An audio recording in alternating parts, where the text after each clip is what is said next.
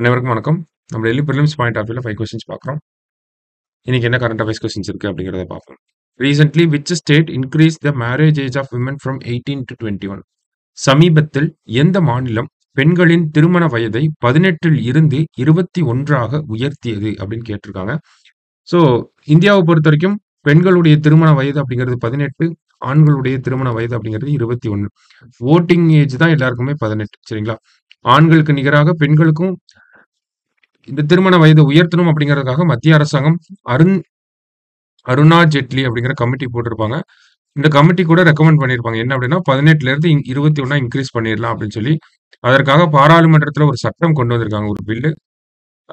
ஆனா என்ன ஆயிடுச்சு அப்படின்னு பார்த்தோம்னா, அந்த பில் பாராளுமன்ற நிலைக்குழுக்கு போயிருக்கு. ஸ்டாண்டிங் கமிட்டி அதை எக்ஸாமின் பண்ணிட்டு இருக்காங்க. போன கவர்மெண்ட்டே போன 17th லோக்சபாலையும் இப்படி ஒரு பில்லை கொண்டு வந்துட்டாங்க.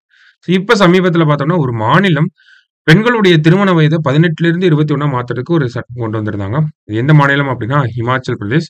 சைல்டு மேரேஜ் ஆக்ட் இல்லையா, அதை அமெண்ட் பண்ணி இந்த ஒரு விஷயத்தை கொண்டு வந்திருக்காங்க. ஸோ அடுத்தது, which state has introduced a bill to disqualify legislators from pension if disqualified under anti-defection law? Okay, anti party வராது, ஆன்டி டிஃபெக்ஷன் லா.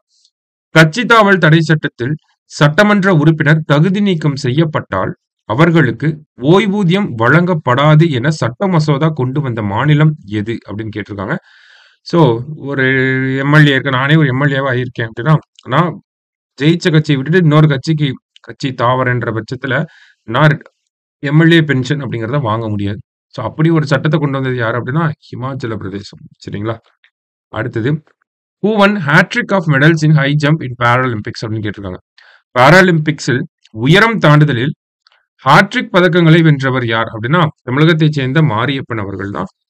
ஃபர்ஸ்ட் ரியோ பாராலிம்பிக்ஸ்ல வந்து நமக்கு கோல்டு வின் பண்ணியிருப்பாரு. டோக்கியோ பாராலிம்பிக்ஸ்ல சில்வர், பாரிஸ்ல வந்து பிரான்ஸ். ஓகேங்களா? ஸோ மாரியப்பன் அவர்கள். அடுத்தது, Boko Haram terrorist organisation operates from which country? Boko Haram பயங்கரவாத அமைப்பு எந்த நாட்டில் இருந்து செயல்படுகிறது அப்படின்னு கேட்டிருக்காங்க. So Nigeria. ஓகேங்களா?